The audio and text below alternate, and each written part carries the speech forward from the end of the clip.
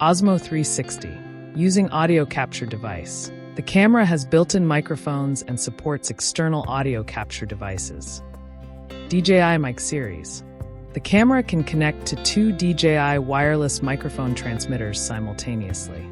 Enter the control center. Tap wireless microphone and then TX1. Follow the instruction on the screen to link. To connect two transmitters simultaneously. Repeat the above linking process for the second transmitter. Once the transmitter is linked to the camera will show the wireless microphone parameter settings automatically. You can adjust the audio parameters of the transmitter, such as the monitor volume, and the current volume level will be shown in the live view of the camera.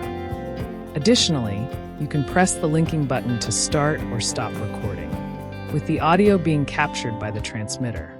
Wireless earbuds. Enter the control center and tap wireless earbuds.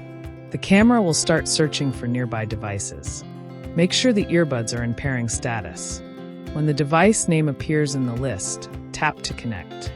Once connected, the camera records videos using the audio captured by the earbuds.